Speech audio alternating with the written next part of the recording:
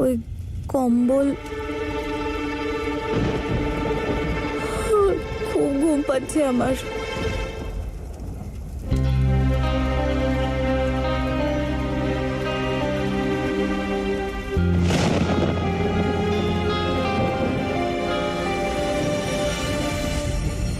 হে কানাই, তুমি সারা রাত পাহারা দিও প্লিজ। এখন তোমাকেই সবটা সামলাতে হবে, কিচ্ছু যেন আর এদিক ওদিক না হয়। আর এখন এখন তুমি আমার একমাত্র ভরসা কানাই।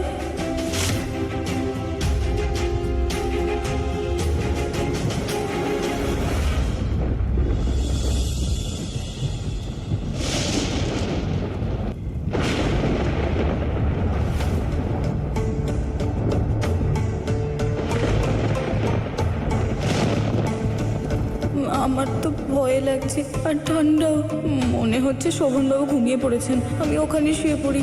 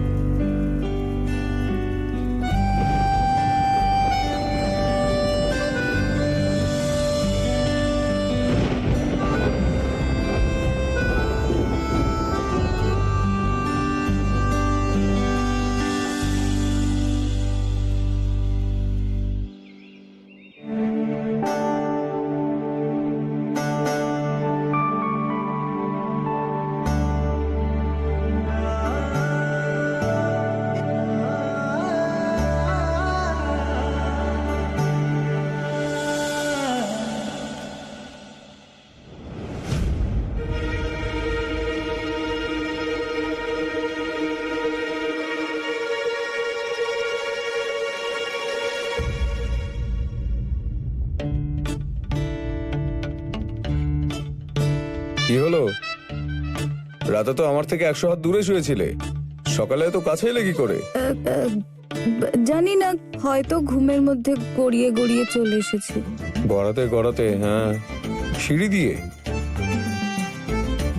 তাহলে তো ব্যথা পেয়েছো নিশ্চয়ই।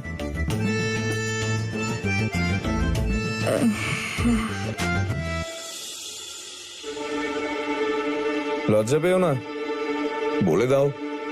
আমার এত কাছেই যখন শুতে চাইছিলে তখন রাতে তো নাটক করলে কেন? আপনি কি আমাকে কথা শোনানোর ট্রেনিং নিয়েছেন, নাকি ভগবান আপনাকে বর দিয়েছেন? দেখো, তোমার ফালতু কথার জবাব দিতে আমি একদমই পারবো না। বুনোল। কি বললে? কি বললে? কিছুই না, আপনি আমাকে এতক্ষণ ধরে যা যা বললেন সেগুলো সেম টু সেম। মনে হয় তুমি না এখনো পর্যন্ত বড় হওনি। যাই হোক, আমার গাড়িটা খারাপ হয়েছে, চলো মেকানিক পাই কিনে দেখি।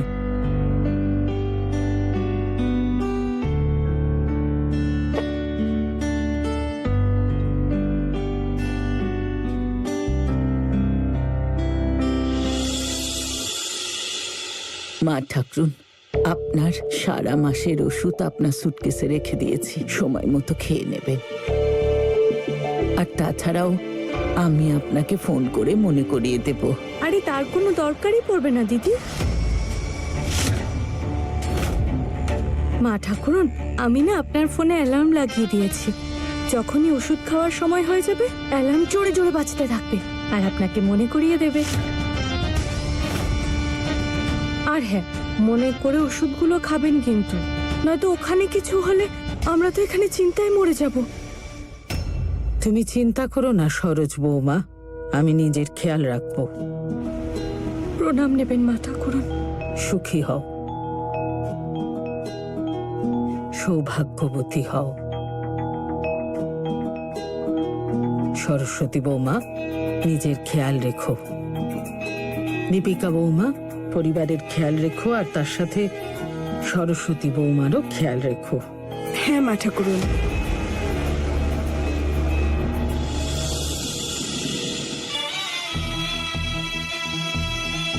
যা যা যা যা, আমার অভিশাপ যেন ওই বুড়ি শয়তানিকে আঁকড়ে ধরে আর যেন ফিরে না আসতে পারে।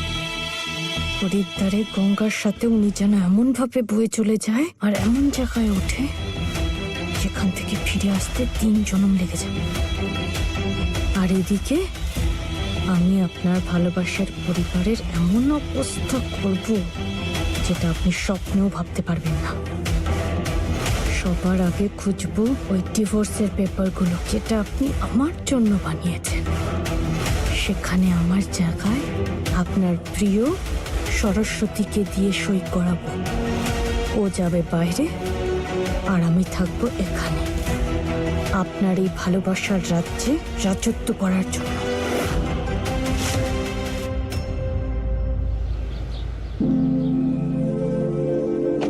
মেকানিকের এখানে আসতে প্রায় 2-3 ঘন্টা লাগবে। 2-3 ঘন্টা? মানে ততক্ষণ আমরা এখানেই থাকবো? না, আমরা মাঝ রোডে বিছানা পেতে শুয়ে পড়ি।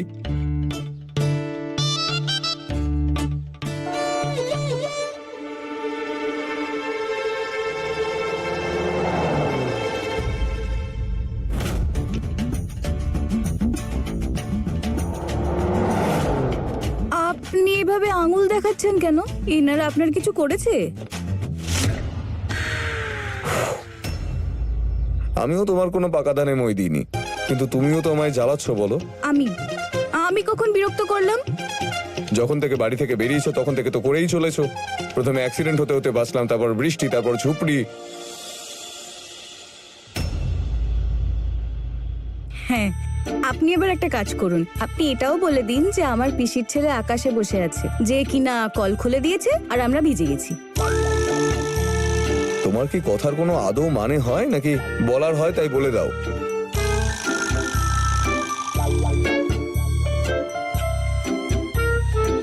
বুনো ওল।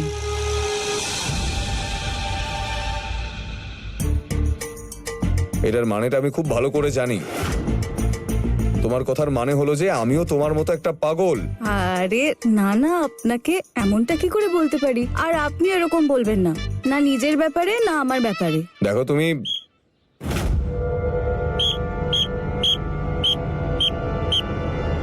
কিসব হচ্ছে কি এখানে? ঝগড়াঝাটি বন্ধ করো, এখানে এইসব চলবে না। আমাদের এই এলাকাতে হিংসাত্মক কাজকর্ম করা একদম অ্যালাউড নয়। ওনাকে তো চিনলাম না ঠিক। হ্যাঁ স্যার,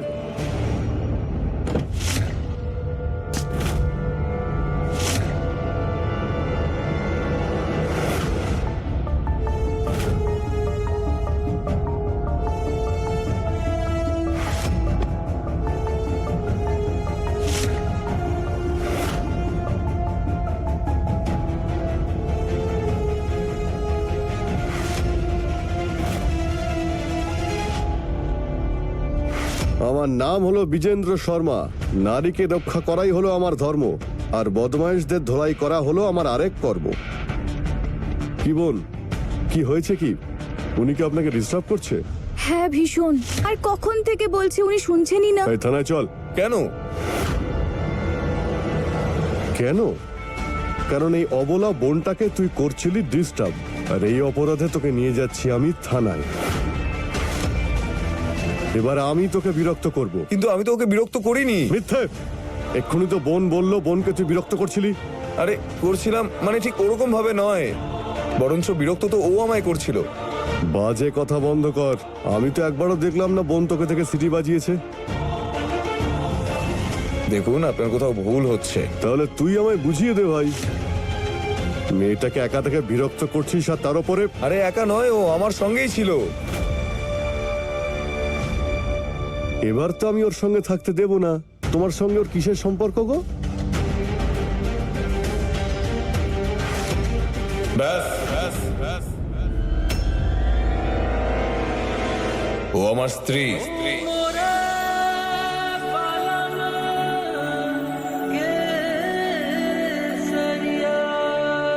কি প্রমাণ আছে তোমার কাছে? কোনো ম্যারেজ সার্টিফিকেট, বিয়ের কার্ড বা আধার কার্ড বা পার্সে কোনো ফটো তো থাকবে। কি করে বিশ্বাস করব? হ্যাঁ বল। আমরা তো বাইরে বেরিয়েছিলাম, আর বাইরে এরকম কে প্রমাণ সঙ্গে নিয়ে চলে? ফটো তো নেই আমার কাছে, কিন্তু ও তো আমার স্ত্রী। আমাদের বোকা মনে হচ্ছে নাকি? হ্যাঁ আরে চল।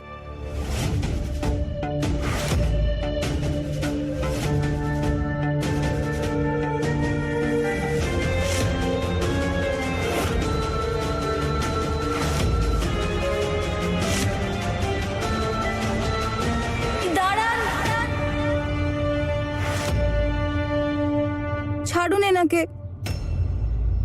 যখন উনি এতক্ষণ ধরে বলছেন যে আমি ওনার স্ত্রী, তাহলে আমি ওনারই স্ত্রী। আপনি মানছেন না কেন এই কথাটা? আর ওনার সাথে এভাবে কথা বলবেন না, ওনাকে আপনি চেনেনই না। আমাদের ঝগড়া, আমাদের ধরন এই স্বামী স্ত্রীর মতন হোক না হোক, এটা তো আমাদের ব্যক্তিগত ব্যাপার, বলুন। এর মধ্যে আপনি না গলাতে আসবেন না। আর এমনিতেও আমরা দুজন না বিয়ের পর প্রথম এই একসাথে ঘুরতে বেরিয়েছি, তাই আপনি আমাদের মুড নষ্ট করবেন না। আরে বোন, তুমি তো বিরক্ত হয়ে গেলে দেখছি। আমি কি আর জানতাম না কেউ সত্যিই তোমার স্বামী? আরে এক সেকেন্ড, আমি কখন থেকে বলছি ও আমার স্ত্রী হয়, ও আমার স্ত্রী হয়, তখন তো মানছিলেন না। হ্যাঁ, ছিল না আমার কাছে প্রমাণ, ওর কাছে কি আছে? এখন মানলেন কিভাবে? আরে জামাইবাবু, এনারা হলেন ভারতীয় নারী। নিজের স্বামীর জন্য এরা আইনকেও ধমকে দিতে পারে।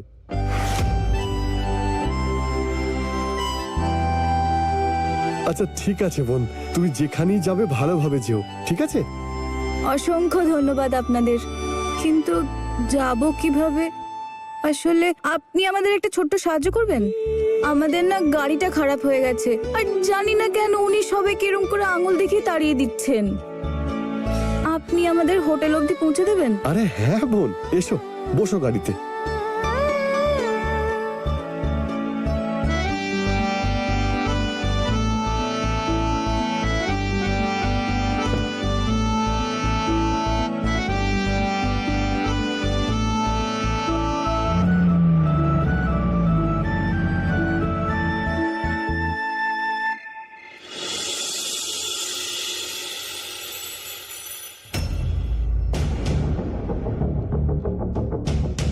তুমি তো আমাকে অবাকই করে দিয়েছো। আগে বলনি তুমি আসছো। যদি আগে থেকে বলে দিতাম তাহলে যে এখন মিষ্টি হাসিটা আমি দেখতে পাচ্ছি, সেটা আমি কি করে দেখতে পেতাম? পছন্দ হয়েছে? খুবই সুন্দর। তোমার থেকে বেশি নয়। এবার বলো, বাড়িতে সবকিছু ঠিক ছিল তো? মানে আমি চলে যাওয়ার পরে? যাক, মা ঠিক আছে, এটা শুনেই ভালো লাগলো। যখন শোভন আমাকে বলল যে মায়ের শরীর খারাপ হয়েছে, তখন শুনেই ভয় পেয়ে গেছিলাম।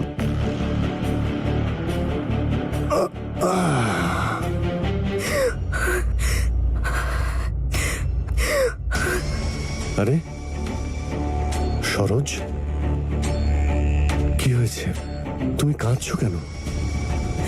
তোমাকে আর কি বলি বলো তো। সমাজ সেবা সংস্থা থেকে কয়েকজন এসেছিলেন, যারা শোভন বাবার দ্বিতীয় বিয়ের খবর পেয়েছিলেন। সামনের ওই দোলনায় একসাথে দুজন স্ত্রী তাদের একজন স্বামীর জন্য অপেক্ষা করছে। এটা শুধু আইনত অপরাধী নয়, নৈতিকতার দিক থেকেও ভুল। আর ওনারা শোভন বাবাকে এর জন্য জেলে পাঠাচ্ছিলেন। স্বামীকে আইনত দণ্ড দেওয়া উচিত, জেলে পাঠানো উচিত ওনাকে, তবেই সমাজে সঠিক বার্তা যাবে। জানো গো, তারপর থেকে আমার মনে কেমন একটা ভয় শুরু হয়েছে। যদি ভবিষ্যতে কেউ তোমার আর আমার দ্বিতীয় বিয়ে নিয়ে ঝামেলা করে, তাহলে কি হবে গো? যদি পুলিশ এসে তোমাকেও জেলে নিয়ে যায় তাহলে? না না না, ছি, ছি, ছি, ছি, এসব আমি কি বলছি? না না, আমি তোমাকে এত অসম্মান হতে দেখতে পারবো না। তুমি জেলে? না না না না, আমি তো শেষ হয়ে যাবো গো, আমি শেষ হয়ে যাব। শান্ত হও তুমি। এই নাও নাও নাও, তুমি জল খাও। একটা কথা বলবো গো, তারা বৌমা না খুব সাহস দেখিয়েছে। কি অসাধারণ পত্নী ধর্ম পালন করলো। শোভন বাবার প্রথম স্ত্রী হওয়ার সত্ত্বেও শোভন বাবার সম্মান আর ওর জীবনের জন্য শোভন বাবাকে ডিভোর্স দিয়ে দিয়েছে। এখানে কারুর দ্বিতীয় বিয়ে হয়নি।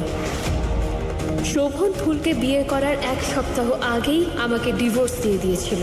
এই দেখো আমার ডিভোর্সের পেপারস, যেটা তারা তৈরি করেছে আর এটাতে সাইনও করেছে। আমি তো দ্বিতীয় স্ত্রী গো, আমার কি হবে?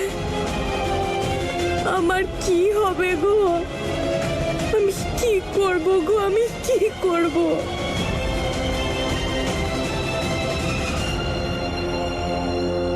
লেগেছে লেগেছে আমার তীর। না না না না, এত কেঁদে আমি তীরটা চালিয়েছি, ধীর না, পুরো তলোয়ারের মতো কেটেছে।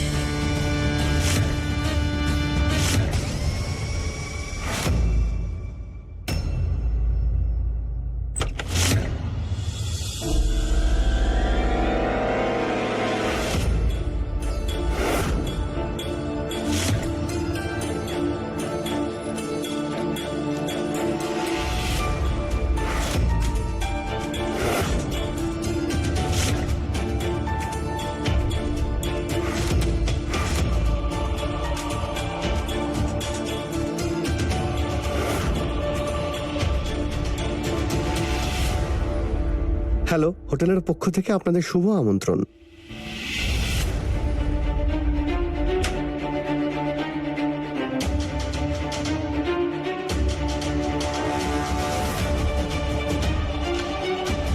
ওনার এই হাসি দেখে মনে হচ্ছে উনি আবার কিছু একটা করবেন যাতে আমি ভয় পাই।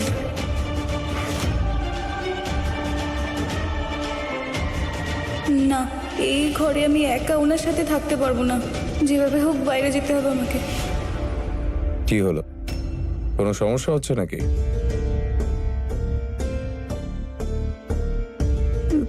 কিছু কিছু না, অনেক কিছুতে গন্ডগোল আছে। আর সকাল থেকে সন্ধে হয়ে গেল, কিচ্ছু খাইনি আমি। কি জোরে খিদে পেয়েছে। কোথাও বাইরে গিয়ে খাই না আমরা? বাইরে কেন,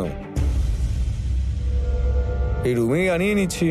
বাইরে তো অনেক লোক রয়েছে, আর এখানে শুধু আমি আর তুমি। না, আমি বলছিলাম যে এত দূর থেকে আমাকে ঘরে আটকে রাখার জন্য এনেছেন নাকি? এখানে খেতে ইচ্ছে করছে না। আমরা কোথাও বাইরে যাই না খেতে। আর এমনিতেও এসব হোটেলের পিৎজা বার্গার আমার খেতে ভালো লাগে না। আমি তাই দেশি খাবারই পছন্দ করি। তো আমরা কোথাও বাইরেই যাই না খাবার খেতে। আমি না এই এক্ষুনি কাপড় বদলে আসছি।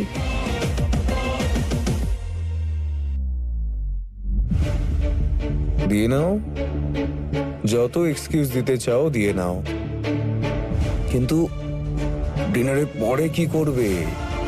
তখন তো আসতেই হবে এই ঘরে, আর তখন তো আমার সামনে পড়তেই হবে তোমায়। আর আমি মুখোমুখি হব তোমার মনের ভেতরের সত্যিটার। দেখো, একটা কথা তো শিওর যে আমি সরস্বতীকে কোনোদিন ছাড়তে পারবো না, আর না আমি ওকে এটা করতে দেব। তোমাকে বিয়ে করার সময় আমি ওকে প্রতিশ্রুতি দিয়েছিলাম যে আমি ওকে এই পরিবার থেকে কোনোদিন আলাদা করব না, আর না করতে দেব। ও সারা জীবন এই বাড়ির বউ হয়ে থাকবে, আর আমি আমার প্রতিশ্রুতি কোনোভাবেই ভাঙব না। আর যদি ওই সমাজসেবীদের কথা বলো, তাহলে বলবো জঙ্গলে এরকম অনেক শেয়াল ঘুরে বেড়ায়, বাঘ কিন্তু ওদের ভয়ে জঙ্গল ছেড়ে পালায় না। আমি জানি পরিস্থিতি কিভাবে সামলাতে হয়, তুমি চিন্তা করো না।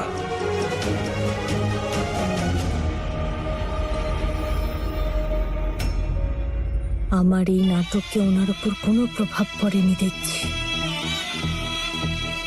এটা সবে শুরু। অবশ্যই সরস্বতীকে তো আমি এই বাড়ি থেকে বার করবই, আর ওর সব জিনিসপত্র আমি ছুঁড়ে এই বাড়ি থেকে বাইরে বার করে দেবো।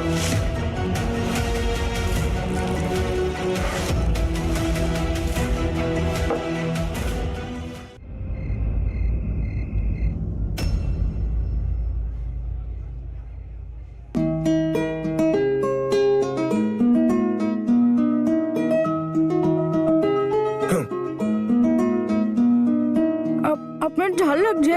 আমি আপনার জন্য মিষ্টি বানিয়ে আনছি।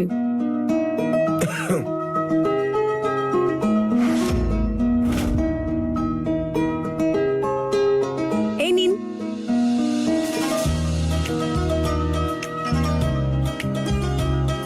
এবার ঠিক আছে?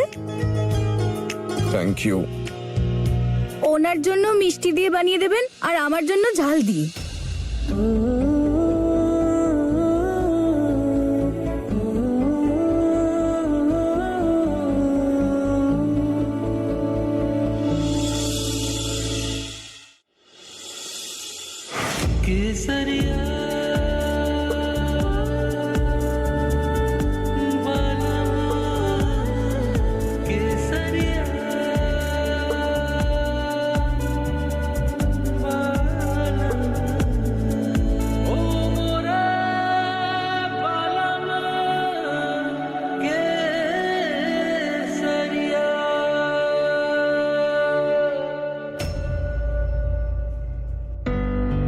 এভাবেই কি আইসক্রিম খায়? তো আর কিভাবে খাবো? আপনার মতো?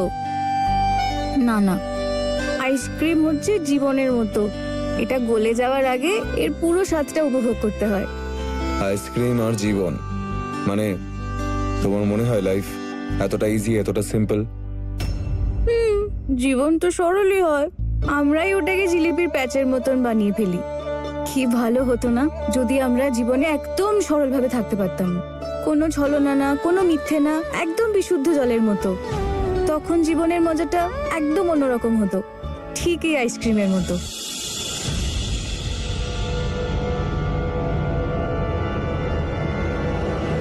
ক্ষমা করবেন শোভনবাবু, আমিও তো আপনাকে মিথ্যেই বলছি, কিন্তু একদিন আপনি জানতে পারবেন আমি মিথ্যেগুলো কেন বলেছি।